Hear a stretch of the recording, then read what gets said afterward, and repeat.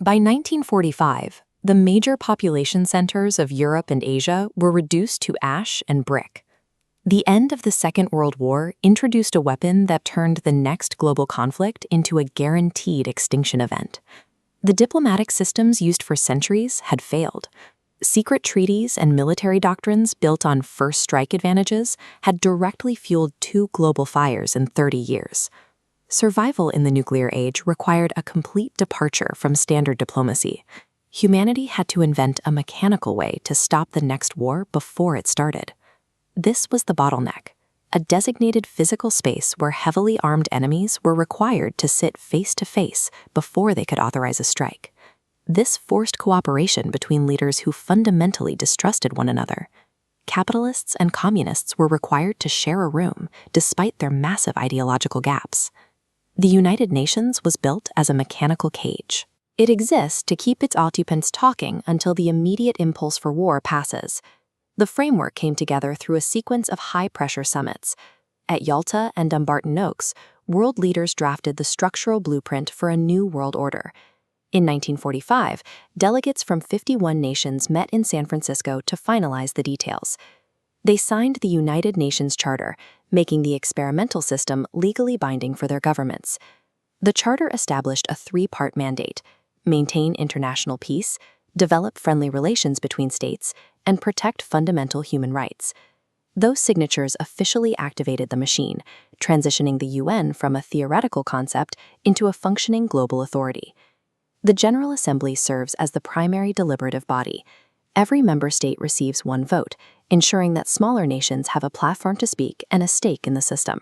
For territorial disputes, the machine includes the International Court of Justice. This is where nations take their legal battles, replacing the battlefield with a courtroom. The Security Council functions as the executive branch. It is limited to just 15 members, a small enough group to allow for rapid decisions during an international crisis. The real power within that council belongs to 5 permanent members. These nations hold the veto, which overrides the rest of the council. A single no from any of these 5 instantly halts the entire mechanism. A veto freezes the system in place. The veto is a calculated compromise. It ensures that the world's most dangerous nations stay at the table, because the alternative, forcing a superpower into a corner, is exactly what leads to war. The machine's first test came in 1946. By coordinating diplomatic pressure, the UN successfully forced Russian troops to withdraw from occupied territory in Iran. That success was followed by immediate gridlock. Russia used its veto power 22 times in the first year alone, paralyzing the Council's ability to act on major disputes. When diplomacy failed in Korea, the UN transitioned to kinetic force. It organized a multinational army to repel the invasion of the South, the first time the machine had authorized a large-scale military operation. These early tests proved that while the system was often gridlocked, it remained resilient enough to function under the extreme pressure of the Cold War.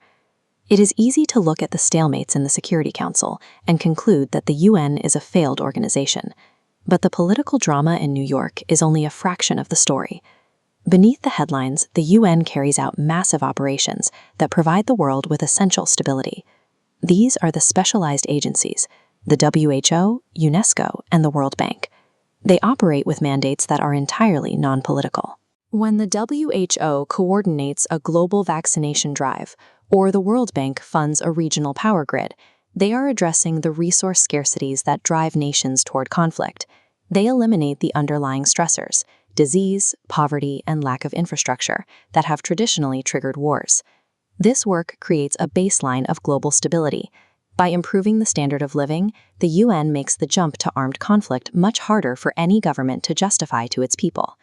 The United Nations has undeniable flaws.